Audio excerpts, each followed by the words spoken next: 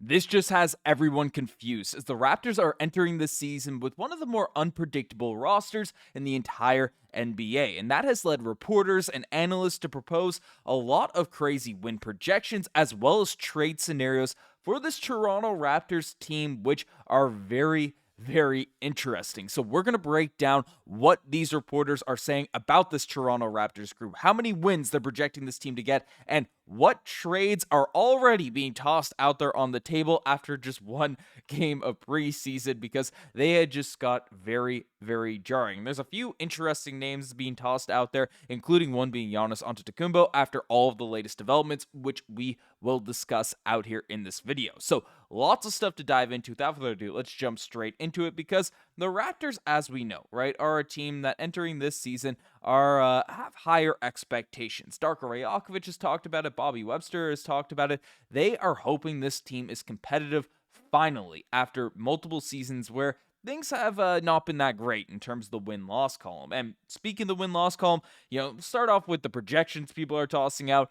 They are, have some people very fired up, but also some people saying, hey, that's a little bit too high, which is rare out there for a fan base. And basically, the over-unders have been pegged, multiple places have different over-unders, but the Raptors right now are hovering at that 39 wins. You can see on the right side on this list. So that's projecting them to be the 9th best team in the Eastern Conference behind the Cavs, the Knicks, the Magic, the Hawks, the Pistons, the Bucks, the Sixers, and the Celtics, and very close with the Pacers. I've seen a bunch of different over-under sites. You have us listed, alongside the Indiana Pacers in these types of lists. And then in the entire NBA, we're worse than basically a lot of those teams in the Western Conference as well. So that does have the Raptors ahead of the Heat, which I think are a team that could be sneaky competitive. I don't have high hopes for the Nets, the Wizards, or the Hornets, or any of these different types of rosters. But the Toronto Raptors here are being pegged as a play-in, middle-of-the-pack squad. Now, if we're taking a look at this list, because, of course, you got to take a look at this Raptors team. Last season, the Toronto Raptors finished with a 30-52 record, and they didn't look that great in terms of, points per game, 23rd out of 30. Opponents' points per game, 18th out of 30th. The Raptors did have a top 10 defense at the back, the last stretch of last year. So that is one thing to bring up. But, other than that, they played fast. They didn't have a great offensive rating. Their defensive rating was fine. And that has led to some interesting projections because this team, of course, is going to be a lot more talented this year. Because, firstly, your top guys won't be resting fourth quarters, especially the way they did the last third of the season. So that all in all, even if you're injury riddled as we were last year, right, just playing your top guys to close out games will be very helpful in terms of adding wins to the win-loss column, which wasn't that bad last season. As we said, the Raptors were 30-52. So that's one thing to take a look at to discuss. And then you also have CMB coming into the mix. You have Mamukelashvili, so we have a little bit of a deeper front court along with Mobo, and hopefully Shamshay has helped somewhat. And then, of course, you're adding Brandon Ingram, to that forward spot. Him and Scottie Barnes are interchangeable in terms of the positions there, but, you've added some depth out there to your front court. We already have a lot of elite players out there at the wing position. The Baji, Gradey Dick, RJ Barrett, Jacoby Walter, Jamison Battle, AJ Lawson. This team is deep,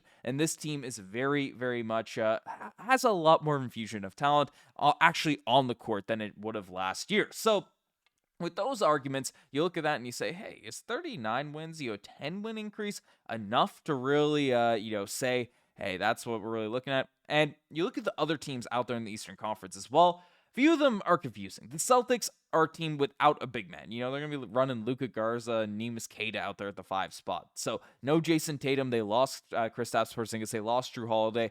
40 wins is an interesting spot. I think there's a lot of question marks for that squad as well, so we'll see how things shake out with the Jaylen Brown, Derek White-led team. The Sixers, they were atrocious last year. Of course, they have Edgecombe, they have a big, hopeful, big if of Joel Embiid and Paul George being healthy this season, but they have talent on the roster, but they dealt with a lot of injuries and project to deal with a lot of injuries in the future. One team that I am just not sold on whatsoever are the Milwaukee Bucks, who have a 42 win over under. Of course, they do have Giannis Antetokounmpo, who's one of the best players out there in the NBA, but there are question marks regarding that, and we'll discuss all the trade scenarios, the trade stuff that's being tossed out there, but there's been a lot of discourse on Giannis Antetokounmpo, as Giannis sources and agent have reportedly been reviewing teams which could realistically acquire him at the trade deadline. Per ESPN, the groundwork is being laid. There's an expectation that Giannis Antetokounmpo will eventually leave the Bucks, according to Brian Windhorst.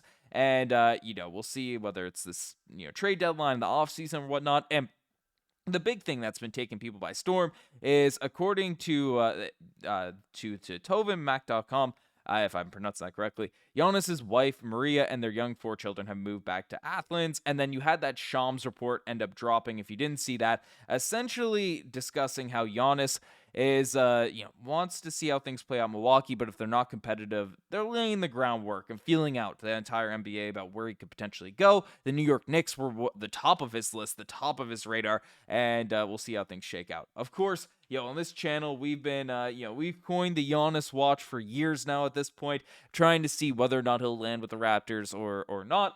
Of course, until he's listed, the Knicks are his only destination. It's still, it's very much a pipe dream, especially about Masai Ujiri out here on this team to recruit Giannis, those relationships there. But the Raptors do, as we saw, have a lot of depth, a lot of young players, a lot more assets than the Knicks do to facilitate one of these big trades. But we'll see. We'll see how things shake out there. But that transitions well in terms of other trade talks and other trade discussions, which just has Raptors fans very, very confused. Because essentially, Bleacher Report came out and proposed this, that the Raptors trade, an ambitious trade target for the Toronto Raptors would be Michael Porter Jr., who is a very, very interesting player. This is their pitch for the Raptors to acquire Michael Porter Jr., saying the Raptors finished 29th overall and made three-pointers last season and 23rd in accuracy. Michael Porter Jr. owns career averages of 2.4 made threes per game on 40.6% accuracy. His 18.2 points per game last year were a career high, and the rebuilding Brooklyn Nets should be more than willing to move on from the 27-year-old for the right price. The Raptors need shooting alongside Scottie Barnes,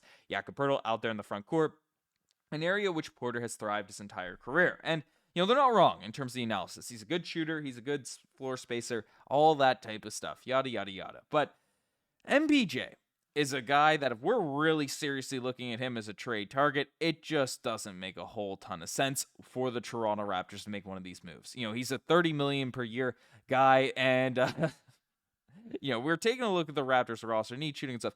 Brandon Ingram does everything that Michael Porter Jr., except for efficiency out there as a floor spacer, but in terms of a scoring option, in terms of a bucket getter that you need around Scottie Barnes and Jakob Poeltl, Brandon Ingram does everything better than a Michael Porter Jr. I don't really get the arguments in terms of why he'd be a better fit.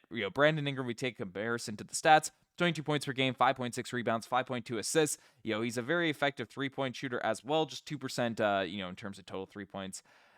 Down, they're similar ages. We already have them on the roster. We have them locked up. I mean, you get the less off-the-court drama and all that, and defensively, Michael Porter Jr. just isn't really all that, so you're not really getting an upgrade there. Also, you talk about injuries. The Raptors dealt with a bunch of injuries last season.